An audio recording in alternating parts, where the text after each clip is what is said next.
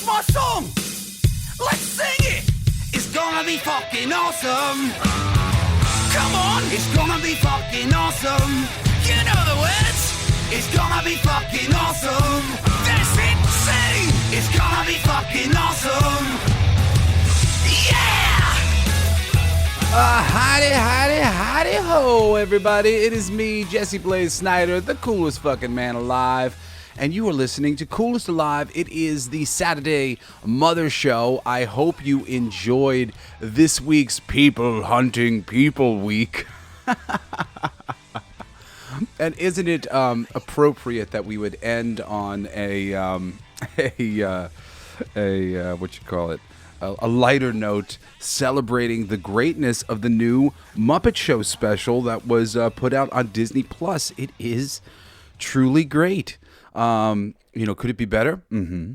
But it's great, and I was really pleasantly surprised, and we're going to talk about that in just a second. If you didn't watch or listen to this week's shows, just to explain better, in honor of fucking Jeffrey Epstein and Jay-Z and Beyonce, and the fact that we may indeed be dealing with people hunting people on planet Earth, I got on a people hunting people movie marathon for myself, and really great week of some cool movies, man.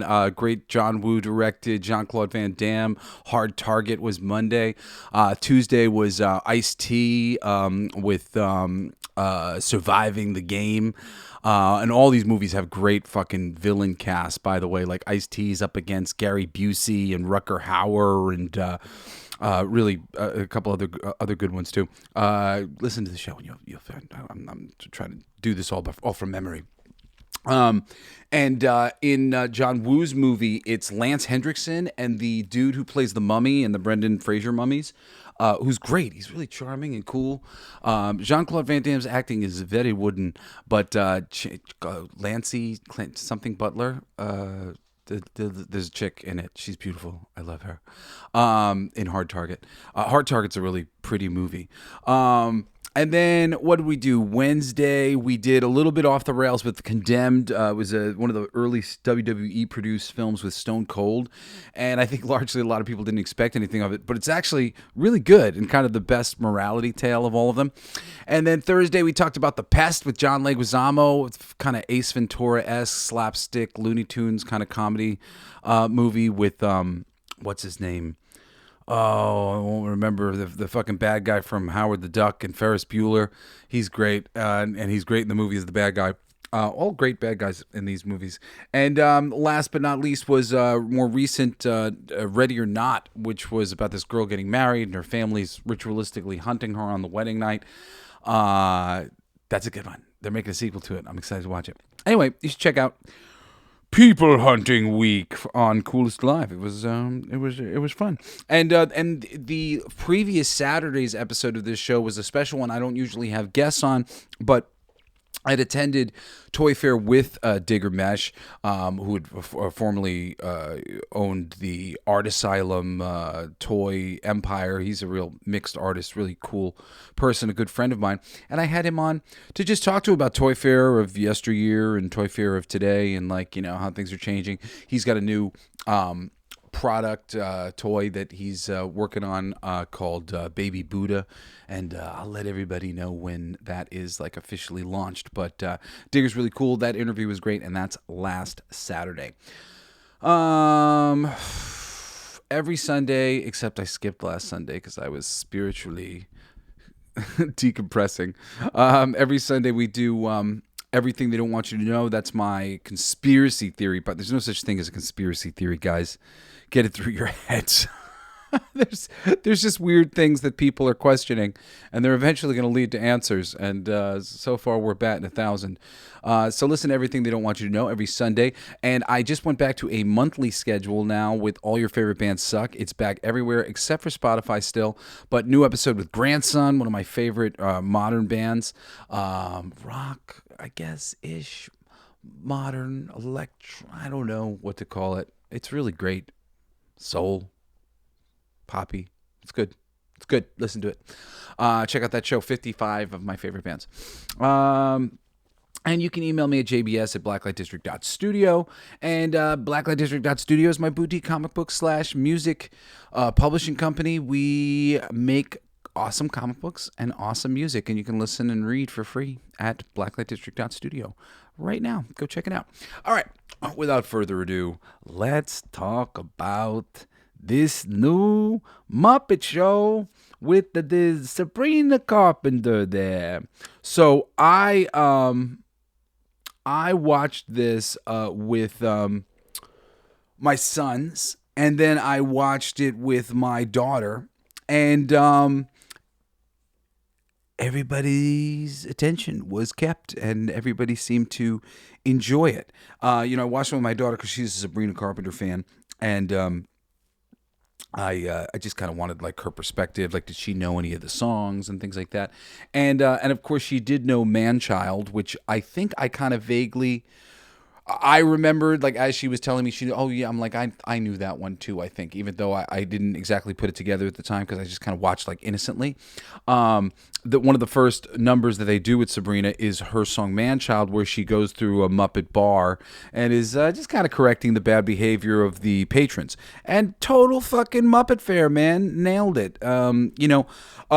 This episode, in a lot of regards, has a bit of, like, the Force Awakens thing going on, and honestly, I'm thinking about throwing my hat back into the ring, offering up writing to them. I don't know if they'll go for it. To give you a little bit of history of my relationship with the Muppet Show. I mean, like as a little kid, the thing that like my mother had a great love for and shared with me, and it became my great love. And as the years went by, because it wasn't easy back in the day, like, there was no YouTube and stuff to get things that, you were into or you had seen when you were little and you wanted to see again. So I was like scavenging for VHS releases of anything related to Jim Henson, so the Muppets, Sesame Street, Fraggle Rock, Dark Crystal, Labyrinth, and then like his short films. I eventually, as like in my late teens or early 20s, I hooked up with this dude, Kermit Clown, on the internet, and he would do like trades, and he had like a library of Henson stuff, and I had some stuff that he didn't have, some VHSs, I think from like my time working at Blockbuster Video. And I pulled a bunch of things out of the garbage late night after we were closed because we weren't supposed to do that. Muppet Babies videos, I'm pretty sure, was what like I traded with him. And I was given a bunch of different things, from his shorts and Muppets Tonight, and like a lot of these things still aren't not available if you go look for them. You got to find them. You can find them on YouTube like individually, but they're really hard to locate. So I was a big fan, and very much as I grew older and the more and more I learned about Jim Henson, and my mom would tell me little things about Jim. That like just I really became very fascinated with him because I felt I don't know, I felt seen. I felt seen by Jim Henson. It's gonna make me cry. It should. This is my favorite. I love the Muppets. I love the work of Jim Henson, and there's just like a thing, with my father's music as well, of sort of like making me feel like I was a part of something. And, the Muppets, I love to talk about this. I got to turn it into some sort of stand-up routine. But the Muppets have this fabulous working comedy method that makes them tick.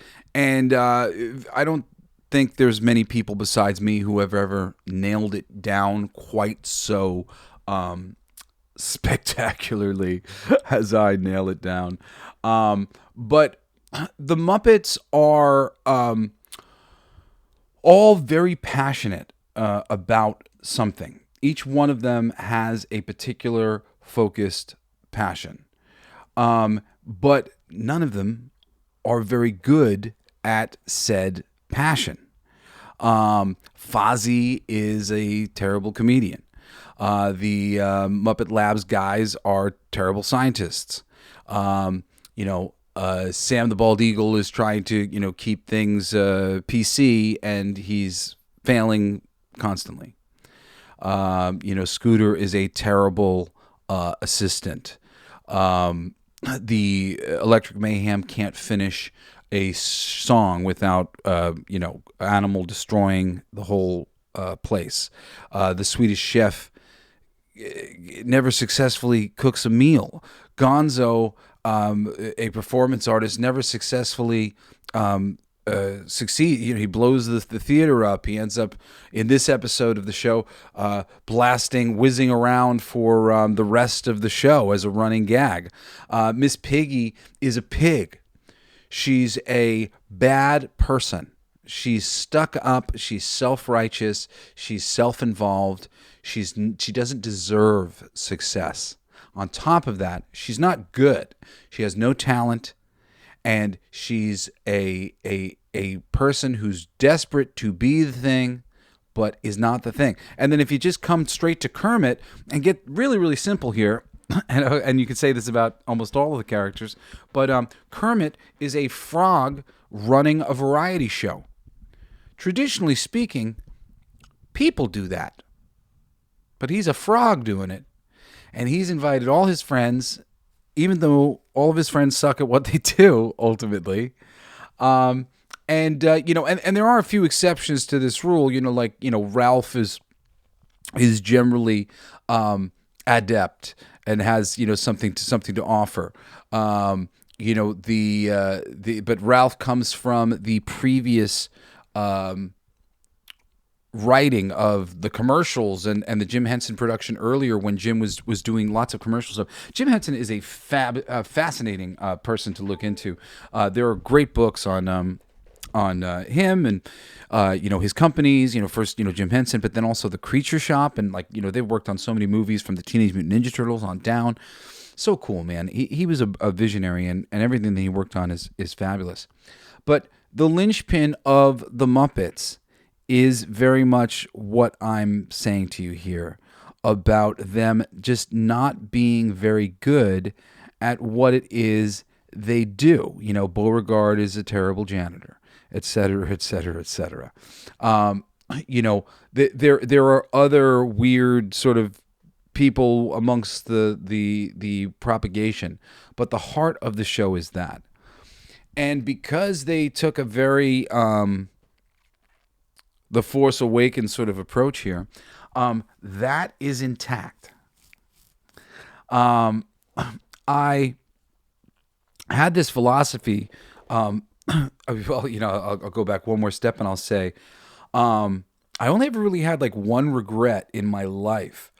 And that was that I passed up the opportunity to work as a, assistant, gopher, whatever you want to call it, on the Dr. Seuss show.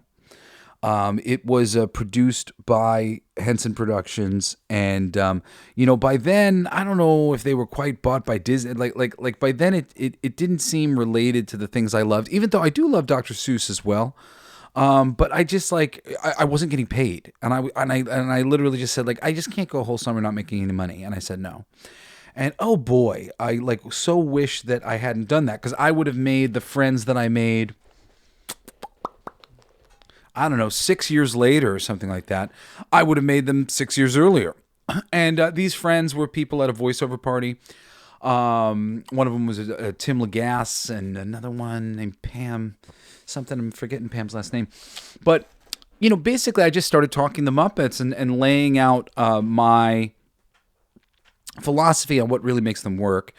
And why, some of the things that they'd been doing recently were not working, and that, if they didn't really get the underlying psychology of why it works, they're never gonna be able to make it happen. But if they understood exactly what I understand, and I mean, go tell somebody.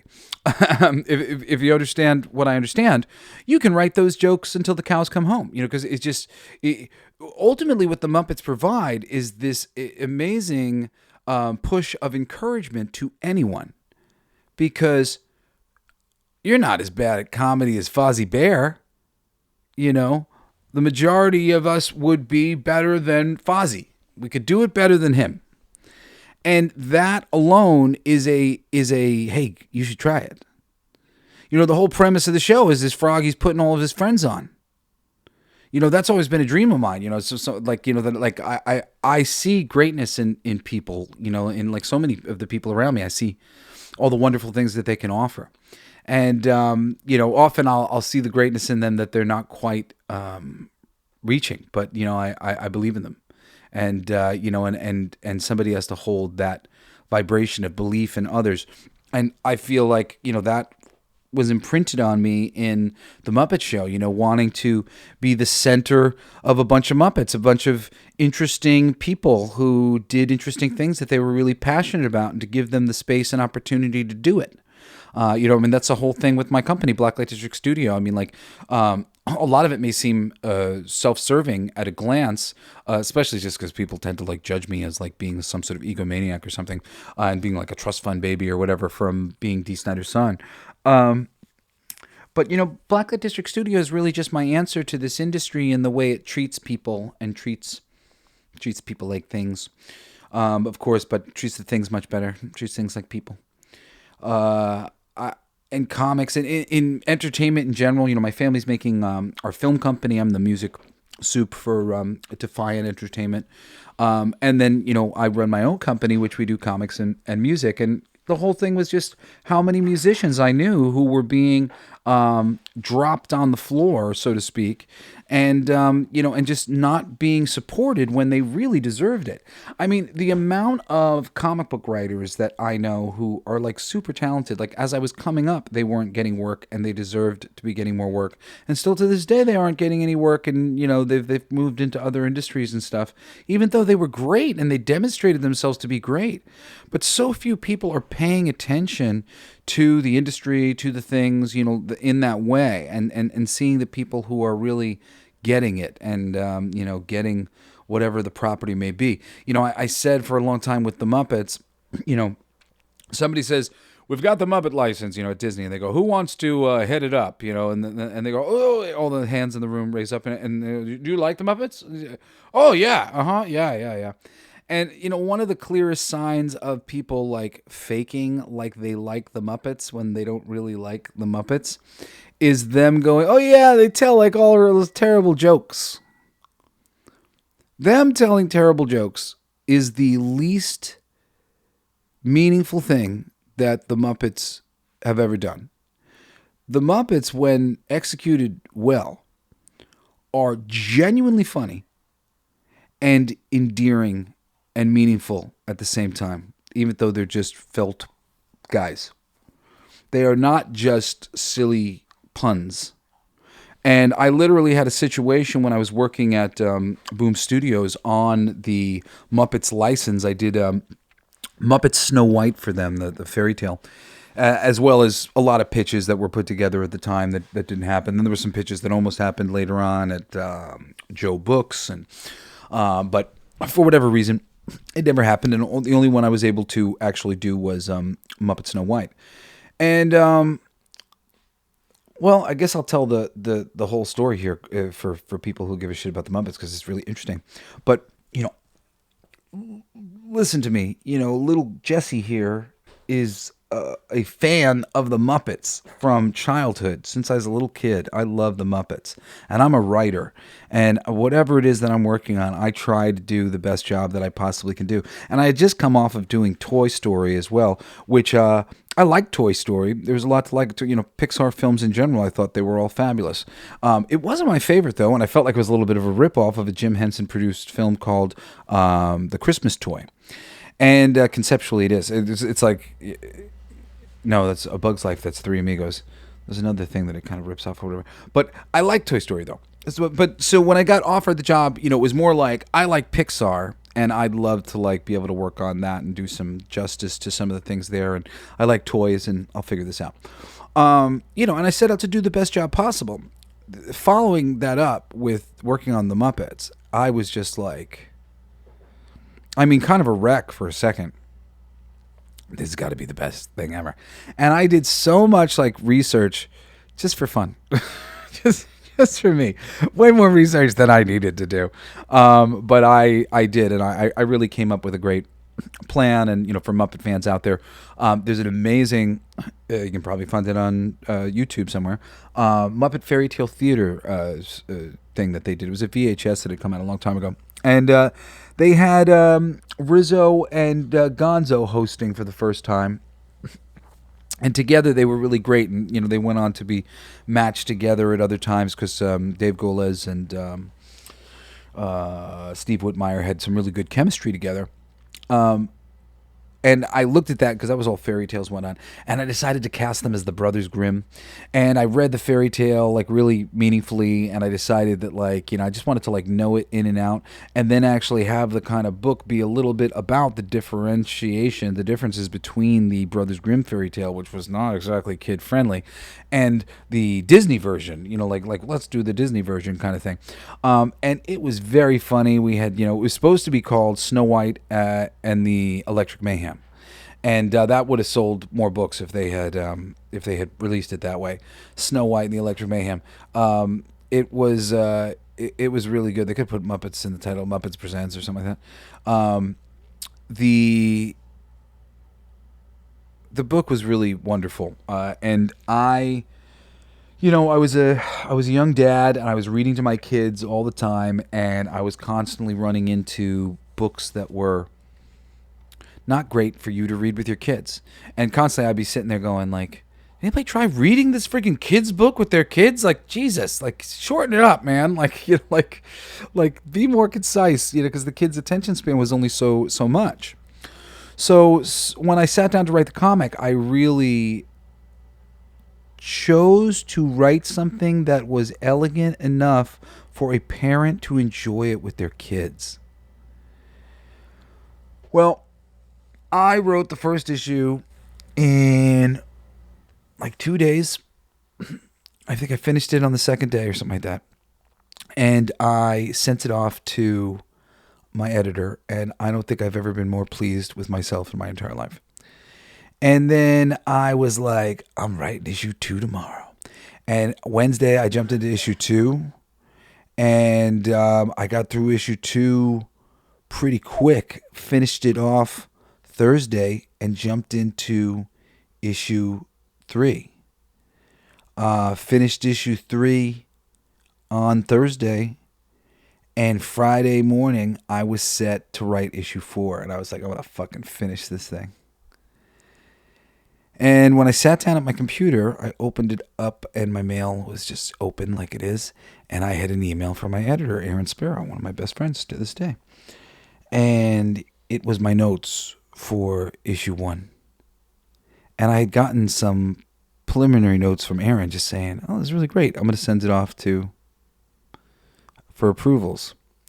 Well, if you've ever had a Microsoft document where there are layers of editing done upon it, this script had about 5 levels of editing.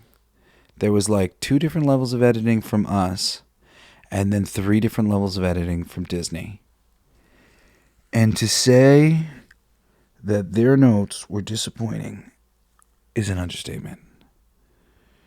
I'll put it this way. I didn't write issue 4 for about 4 months until I was asked by Aaron, hey, we need the last issue.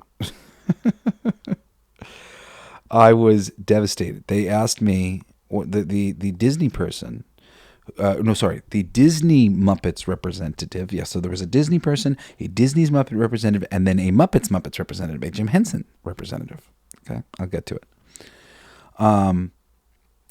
So the Disney Muppet person asked me to put a whoopee cushion and rubber chickens in the back of the panels and to add a joke to every panel.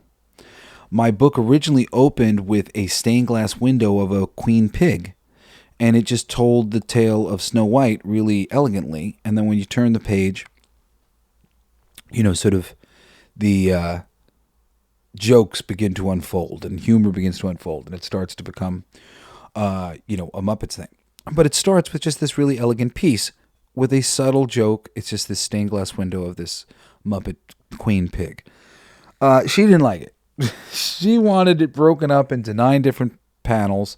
That's where she wanted the whoopee cushions and the rubber chickens in the background, and a joke in every panel, and break up the narration with a bunch of things that would interrupt it. And it was just very elegant. It was as elegant and brief as you could possibly tell the basic story of how Snow White got her name, which is really pretty in the Brothers Grimm thing. But I made it even prettier. I just took everything that was there that was beautiful and just framed it, So, anything that was a little clunky or hard to understand, I just, dialed it all in. It was really lovely. So, that was one of the first things. She wanted to also get rid of my double-page spread, revealing the Electric Mayhem playing Hi-Ho, Let's Go in the coal mine. Working in the coal mine, trying to make it to the big time, 7 dwarf hop. Hey, hi-ho, let's go. It was very funny. And so, I fought for that, and, there were certain things I fought for, but I said, you're going to have to bring in another writer. I can't do it. I'm I don't have any other jokes. I'm just going to write a bunch of bad jokes over the jokes that are there. So, it was a very disappointing situation. I also had a situation that I had before, many times, in college, where I had a managing editor who I literally physically threatened because he kept ruining all of my work. He didn't understand my humor. He didn't understand pop culture. He didn't get what I was saying. So he would literally just be like, that doesn't make any sense, and cut things out or change things without asking me. And after the third or fourth time he did it, I was just like, you son of a bitch. And that was a big problem I had with, oh my God, I don't want to fucking name drop this guy, but fuck it, I'm just saying it. Jim Lewis. He thinks that the Muppets are Sesame Street. And listen, if you're out there, Jim, I'm sorry. I'm sorry that I'm busting your chops here, but the changes that you made me make on my Muppet Show, my Muppet Snow White script, they were asinine, my friend. I really have nothing but respect for you and everything that you've done, and I wish I could have properly handled this at the time, but you really were missing the point with the Muppets versus Sesame Street. You told me that I was being cruel to Scooter. Well, one, Scooter was playing the part of the manager who was getting fired. He was playing a role. So they weren't even being rude to Scooter. They were playing the parts. Okay, for one. And for two, have you watched The Muppet Show, my friend? They are rude to each other. Miss Piggy regularly assaults people. What are we talking about here? They're Muppets. We explode them. We eat them. We throw them in the air. I threw Scooter out of the story, and he felt that I had done it too cruelly. And he turned it into this Magoo thing where he's like, I'm going to go and try to do something positive with my life. It wasn't meant to be that. It was meant to be a brief joke. You're a terrible manager. That's the whole thing, that he was sleepy. I forget which one of the dwarfs he was supposed to be. We need a new this. Get him out of here. That. It just was ridiculous. And there was multiple jokes like that. Multiple things like that you softened the punch where there was no need to. No child was going to be hurt because of any of the jokes that I had written. I wrote it with my children in mind. And yet you softened them further. For no reason. It's a comic book featuring the Muppets. It was not adult kind of content. You softened them to make them more Sesame Street-like, more for children. And that is not your job if you're overseeing the Muppets license. Your job is to make it authentic to the Muppets. And oh my goodness. So much of the problem over the that's a part too. I thought it was all Disney, and then when I got my licensing notes from the person who was running the interference, you guys picked the wrong people. Jim was not the right choice. He was dialing it all down to make it childish. And oh my goodness, I had to make it more jokey, more punny, more stupid.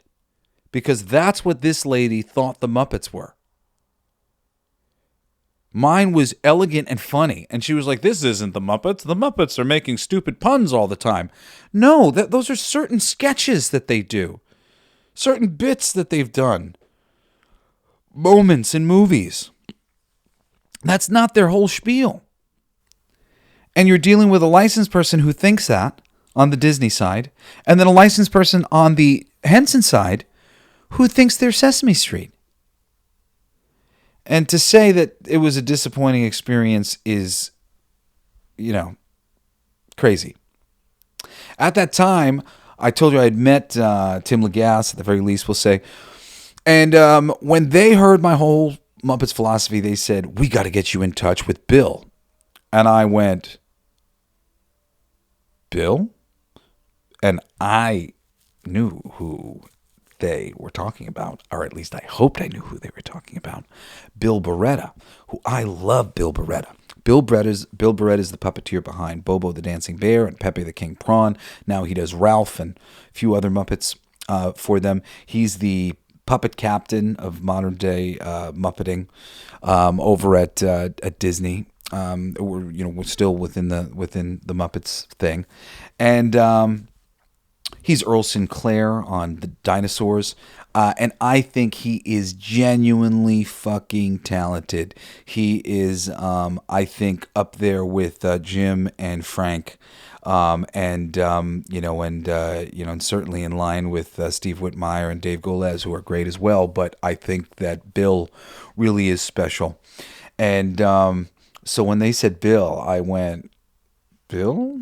But I knew. And they said, Bill Barretta, he would love you, and he would, you got to tell him what you just told us, and like he would get it. And I went, okay. So they passed me, I forget exactly what happened. I think it was 2.5 years of following Pam around, trying to get her to connect me with Bill, or get me his email or whatever. Literally 2.5 years of me following up with this lady.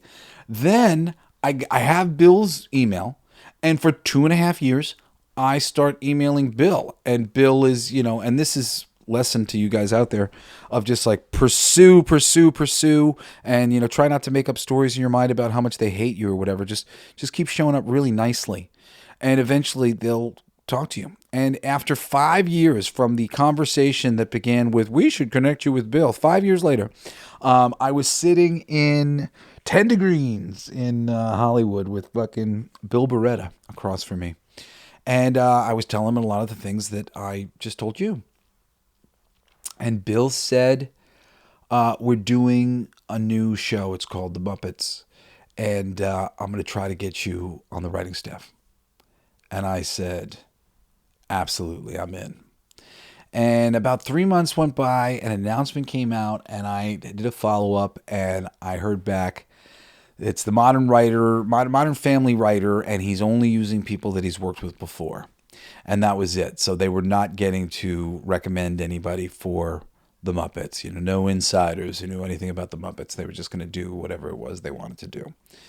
And I was a bit disappointing, to say the least, for me.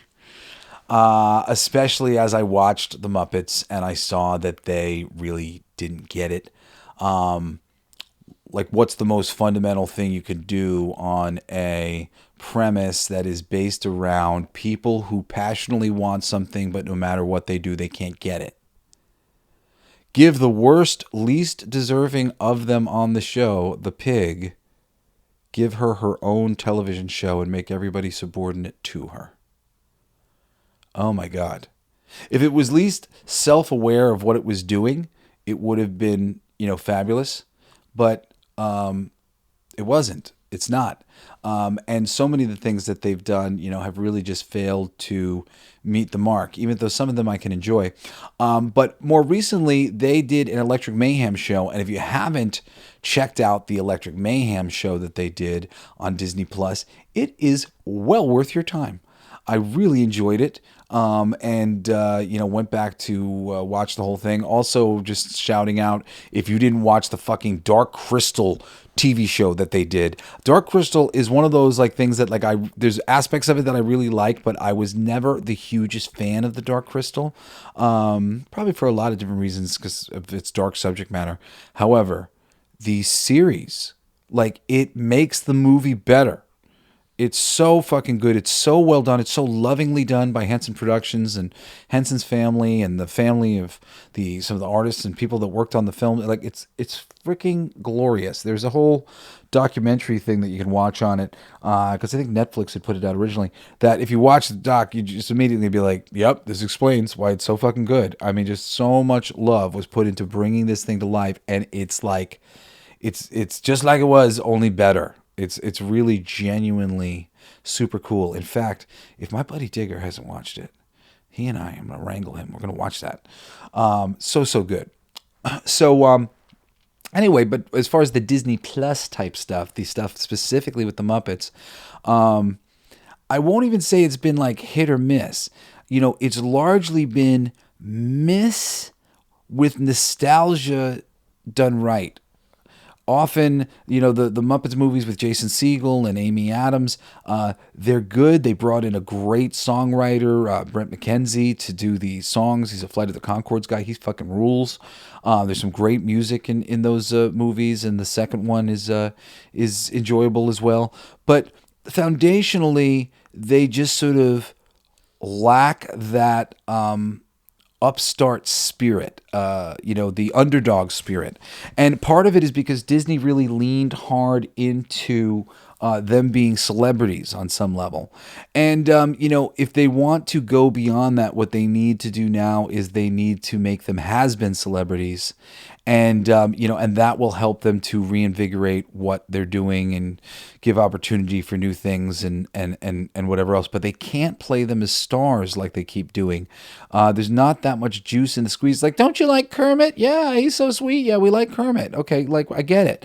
It's like the Muppets were always doing something. They were actually, the Great Muppet Capers involved goings on there, and even later offerings from Brian Henson, like, Muppets from Space, which those ones are really good and underrated at the time. There's certain pieces that were lost of the Henson era, but Brian did a nice job with the thing while he was governing it. Brian Henson, Jim's son. He directed a lot of that stuff and, produced, tons of the Muppet things that were going on at that time. And he's a talented guy in his own right. And the whole family has done wonderful by honoring Jim over the years. But Disney itself has not. We will say Electric Mayhem was good. And this special was even more in the pocket. It is totally a Force Awakens kind of thing. I feel like it's almost more of a vehicle for Sabrina Carpenter than it is a vehicle for the Muppets. I feel like Sabrina's management went, let's do a Muppet Show special with Sabrina. Yeah, like that seems more likely why this happened. And almost that it happened as well as it did. At the beginning of the show, they do another one of those, Kermit's just walking around and he's looking around and just like, oh, look at all the old stuff. They need to stop that shit. They need to cut that shit out. Stop oh, we're old, and like fucking stop it.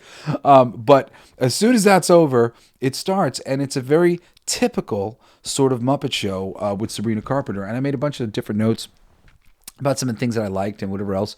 They did Man-Child, was one of the opening numbers with Sabrina, and she was great. There's a great joke right as she's coming on with her and Piggy confronting each other about them not wearing wigs. And I thought that was awesome. It's just one of those stupid little things that women like to lie about. But there she was admitting that, she's doing some things with her hair. As my mom goes out looking like Sabrina Carpenter. My mom, if you've never seen my mom, she's a very beautiful lady. And, she'll look like that sometimes. And you're like, what the fuck did you do with your hair? And she's like, oh, it's a piece. It's like, so like she'll have some like gnarly piece of hair on and like, lift something up and you're like, oh, wow. But really, it was just a cool admission to make, both by Piggy and by the joke. I mean, granted, it's not Piggy choosing that, but them choosing to make that joke was great, because Piggy wouldn't want that joke to be made, etc., etc. They did "Blinded by the Light," which was really great. The rats in an alleyway, led by Rizzo, and just a nice, simple, modern song that people might know, and great little Muppet premise of them, out in the alley, and at a certain point the lights kind of blast out and they're all blind. It was quite funny. You had Kermit and Sabrina, Islands in the Stream. Islands in the stream, that is what we are.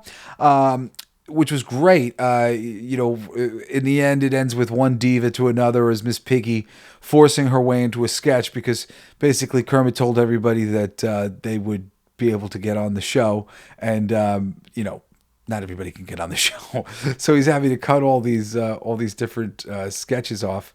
There is a great little Piggy sketch where she comes on with another pig, and Pepe's playing her guy, or her supposed to be like her concubine, and she's breaking up with her boyfriend, but he's not mad about it because he's like, I met a girl over there. She's very nice. She's like, no, I just met her. She's lovely. So this was quite funny. In the end, Kermit leads everybody in a "Don't Stop Me Now" number, which I would have rathered a more typical number. It was meant to make it feel more like a movie and more special or something like that, I guess. But it just kind of served to take away and give it a little bit more of that, we're supposed to like this just because it's Muppet wiggling and we like those Muppets and they're doing a song that we like. And don't rely on that. There's no reason to rely on that when you have such great premises that you could enjoy. They did a Muppet Labs, which was great. I won't spoil it. Jokes about not single guy. I don't remember. Jokes about not single guy. I don't remember. No wigs land well.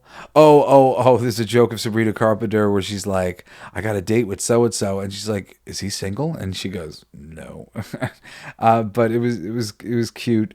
Attorneys responding to her attorneys with Piggy, a little running joke, which was great. Great self-deprivation for her. And I said Muppet Labs, Muppet Newsflash, which was good. We get Gonzo the Great in the stunt, that ends up turning into a running gag, and that's fun. And we get first Pigs and Wigs was the thing that I was talking about earlier. Pepe the King Prawns and that. Of all the things on the show, and it's a bummer because I'm sure the guy's trying, but Kermit is really weak. And basically everybody that I spoke to who had watched it went, Kermit's weak. But besides Kermit, it was really great and really well done. And honestly, I really think they should probably consider replacing Kermit with somebody who can do a better job. I'm sure this person can perform any number of characters besides Kermit. Or I hope so, because I'm not advocating for somebody losing their job, but he's not good. And if you're going to come back and do Kermit some more, you really got to get somebody who can honor Jim a little better. The show is produced by Seth Rogan, who makes a little guest appearance, a self-deprecating one. It's cute. And two of them, little appearances. They're good. And then Maya Rudolph is just a little guest star in addition to Sabrina, which is great. I think that's an awesome, running premise to do a main guest star and then have a little side guest star, and you just get more people in there kind of thing. So that was cool. And lots of minor Muppet appearances, monsters especially, in the background. Tons of minor characters, which to a certain degree I wanted to gag myself because I was just make it special. Just don't put 20 dozen characters that I like and might like to see them speak and be a part of the show in the background. There's a ton of them, including Big Mean Carl, who's a favorite of mine. And he was there. It's just sort of okay. A little bit, there was a premise here of he told everybody they were going to go on, and of course Not everybody got on. But it was definitely a bit like they were going for member berries. I remember. Look at all the minor characters in the background. You remember them? I remember.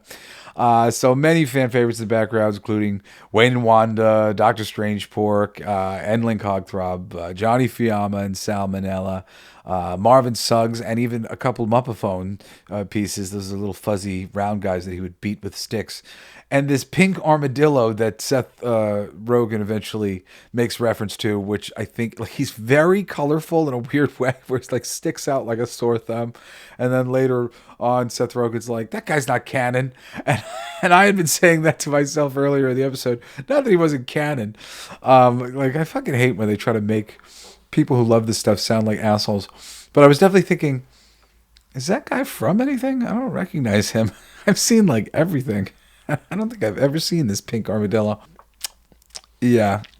It was great, man. It was really wonderful. There's like 4 musical set pieces, and probably equally as many stage set pieces like the Muppets Lab and, Muppet News, Gonzo's thing, whatever. And then, and then probably twice as many little backstage bits. It was handled lovingly like they have handled them all in the past. As soon as you get past that little nostalgia opening and the kind of little nostalgia closing number, which were my least favorite parts. The parts that were very Muppet-esque and like on the money were there. I mean, like when you're listening to good music and you're generally having like basic fun premises that you like, which is like, interacting with all these Muppets properly, you can't really miss. I said I want to throw my hat in the ring because the thing that I think that they could use is just some new ideas. And I actually have a lot of new ideas. And I've talked about them on the show in other episodes of the show before. But, it's really like time to try to like bring the characters forward in a couple ways. Bring their stories forward. And create some new premises. Like, I'll just like case in point, like I really want to do a segment with Sam Eagle called Eagle News, where he's attempting to bring a level playing field to, the issues on, on any given thing. But he's got rock, paper, and scissor here. Here we are to talk with rock, paper, and scissor. And by the end of it, they're trying to kill each other. And he's just like, oh, no. And at the end of every episode of Eagle News, that's what happens. No matter what he tries to do, it de-evolves and, and it turns into just this fight because he brings extremists on. So it's something where, the piece gets to say a little something, and it gets to be a great vehicle for Sam the Bald Eagle, who likes to always keep things nice and upright. But then becoming WWE in the middle of his segment that's designed to be bringing more peace and harmony into the world. That's exactly the type of premise that you need. A new idea that's really rooted in character, and would give the character opportunities to shine. Anybody could go take that premise and then go write a bunch of just fucking dozens and dozens. Peanut butter and garlic. No, there are lots of better ones where, cats and dogs and things like that. Just obvious things. There's a lot of things that I'd like to do to create some stuff. I'm going to give this, I'm going to reach out to the Muppets people. So I'm going to give them an opportunity to maybe bring me in. But if it doesn't look like it's going to happen, I'll probably reveal all this stuff. Although, I don't know. I might get a chance to do this stuff in comics, so I kind of don't want to, like, reveal all my ideas. But I really... I love the Muppets. I know them, and I know how to keep this thing going for a long time to come and give people more of what they want. And the opportunities are really just endless because it's just a celebration of entertainment and a celebration of music and songs and just basic premises, vaudeville, and it's just so lovely. I'm such a big fan of the Muppet Show in particular, and it was wonderful to watch this and see it back true to form. I'd love to see it return and continue to propagate music and comedy and these wonderful characters and the great things that were set up by Jim Henson and Frank Oz and all of his glorious collaborators over the years. I'm so pleasantly surprised by it all, and it was great to watch it with my kids. My Logan and Parker, they had beat me to the punch and watched it before I had an opportunity to watch it.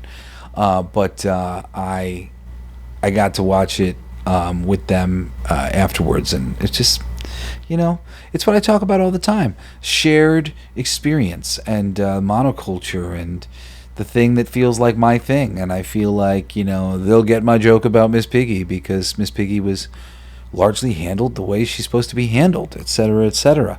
If we feel like we're all on the same team, experiencing the same world, and then we can bond over that world and over these fictional things. Anyway, I love you guys. You can reach out to me at jbs@blacklightdistrict.studio. I hope you'll join me this week for 5 different things: music and comics and animation and films and whatever my fucking wild card ends up being. On another fucking awesome week of the coolest alive. I love you guys. Go check out the Muppet Show special. Peace. You've been listening to Coolest Alive with me, your host, Jesse Blaze Snider. Don't forget to rate, comment, and subscribe for more excellent entertainment recommendations. Thanks for listening. It's gonna be fucking awesome. Come on, it's gonna be fucking awesome. You know the words. It's gonna be fucking awesome. That's it, say. It's gonna be fucking awesome. Yeah!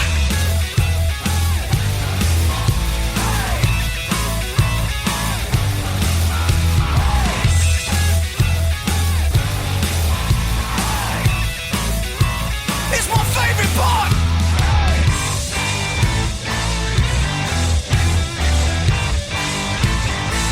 Isn't that heavy?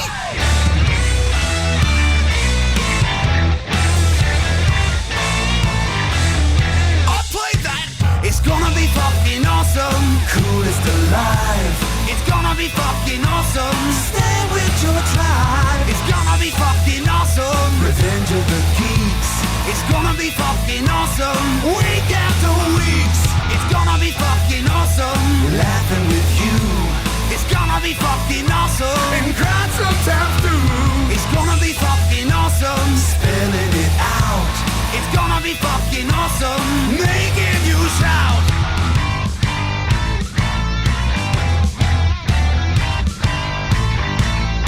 I'm a genius. I got lyrics coming out me bum for days.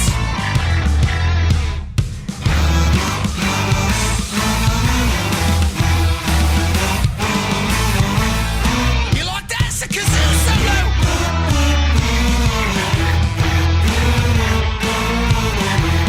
I played that too. It's gonna be fucking awesome. Talking some shit. It's gonna be fucking awesome. Living the shit. My voice is fucking awesome. Food in our mouth. It's gonna be fucking awesome. Get in our mouth. It's gonna be fucking awesome. Tell all your friends. It's gonna be fucking awesome. Call right on text. It's gonna be fucking awesome. Raising the bar. It's gonna be fucking awesome. Straight to the stars. It's gonna be fucking awesome. It's starting soon. Straight to the top. Awesome. Passing the moon. It's gonna be fucking awesome. On with the show. It's gonna be fucking awesome. Ready, set, go. It's got to be fucking awesome. Fucking awesome. It's gotta be fucking awesome. Just wait. You'll see. You'll all see. The podcast playground. Hooray!